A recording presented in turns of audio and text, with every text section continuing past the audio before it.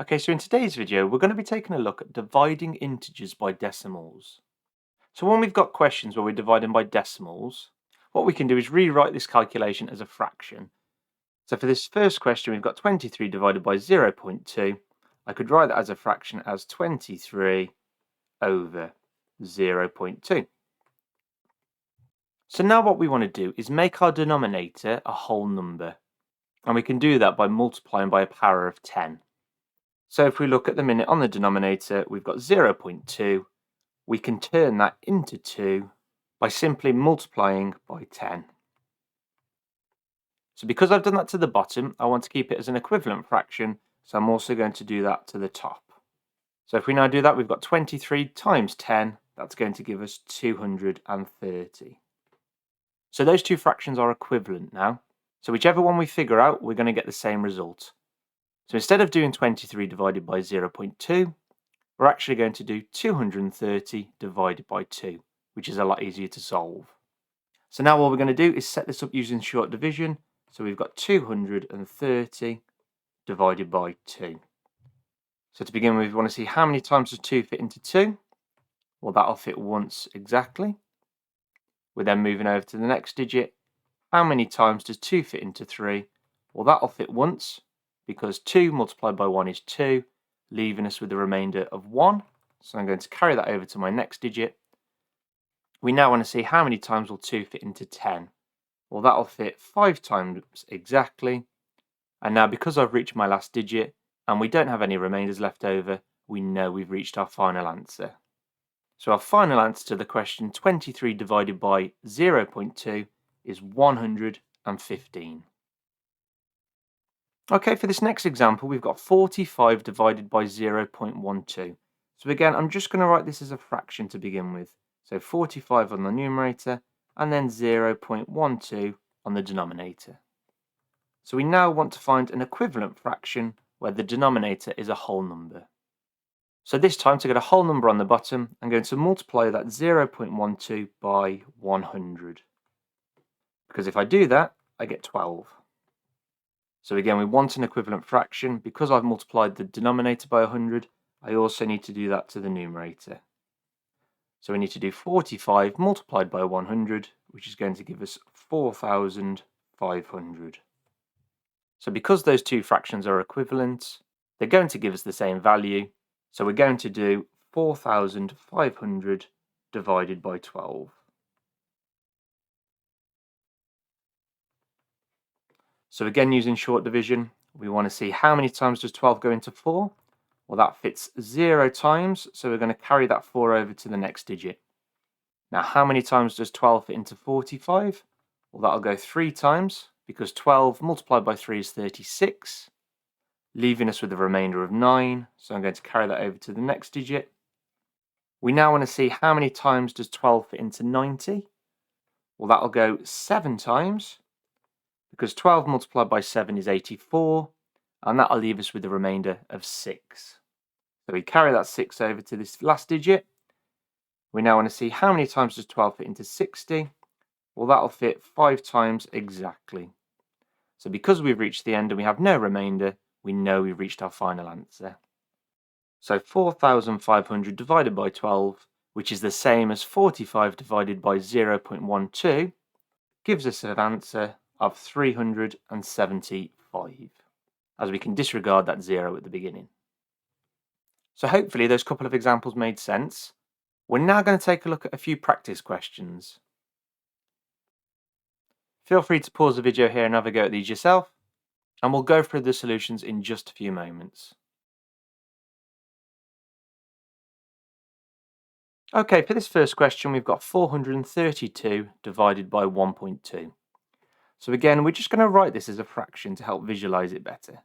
So we've got 432 on the top and 1.2 on the bottom. So we want to find an equivalent fraction where we have a whole number on the bottom. Well, we can see here, if we multiply that 1.2 by 10, that's actually going to give us 12. So we've now got a whole number on the bottom, but because we've multiplied the bottom by 10, we also need to do that to the top. So 432 multiplied by 10 gives us 4,320. So those two fractions are now equivalent. So we're going to use short division on the one on the right. So we're going to do 4,320 divided by 12. So to begin with, we want to see how many times does 12 fit into 4? Well, that fits 0 times, so we're going to carry that 4 over to the next digit. We now want to see how many times does 12 fit into 43? Well, that'll go 3 times, because 12 times 3 is 36, leaving us with a remainder of 7. So we carry that over to the next digit. We then want to see how many times does 12 fit into 72? That'll fit in 6 times exactly. So then we need to move over to this last digit. How many times does 12 fit into 0? Well, that'll fit 0 times. So now we've reached that final digit. We have no remainders left over, so we've reached our final answer. So 432 divided by 1.2 is 360. Okay, for this next question, we've got 274 divided by 0.4. So again, I'm just going to write that as a fraction to begin with. So 274 on the top and 0.4 on the bottom. So we want to figure out an equivalent fraction to this. So to get a whole number on the bottom, I'm going to have to multiply it by 10 this time. Because if I do 0.4 times 10, that's going to give me 4. So I've now got a whole number on the bottom. So to find the numerator, because I've multiplied the denominator by 10, I now need to multiply the top by 10. So if we do 274 multiplied by 10, that's going to give us 2,740. So now to figure out our answer, we're going to use short division again, and we're going to use the fraction on the right hand side. We're going to do 2,740 divided by 4. So to begin with, we want to see how many times does 4 fit into 2? Well, it fits 0 times, so I want to carry that 2 over to the next digit. We then want to see how many times does 4 fit into 27? Well, that'll fit in 6 times, because 4 times 6 is 24, leaving us with a remainder of 3. So I'm going to carry that 3 over to the next digit. We then want to see how many times does 4 fit into 34? Well, that'll go 8 times, because 4 times 8 is 32, leaving us with a remainder of 2. So I'm going to carry that over to my final digit. And then I want to see how many times does 4 fit into 20? Well, that'll fit in 5 times exactly. So I've reached my last digit. I have no remainders left over, so we've got our final answer. So 274 divided by 0.4 is 685. And for this last question, we've got 2,672 divided by 0.08. So again, to begin with, we're just going to write that as a fraction. So we've got 2,672 on the top, and then we've got 0.08 on the bottom. So we now want an equivalent fraction where we have a whole number on the denominator. So to get a whole number on the denominator, this time I'm going to have to multiply that 0.08 by 100. Because when I do that, that gives me 8.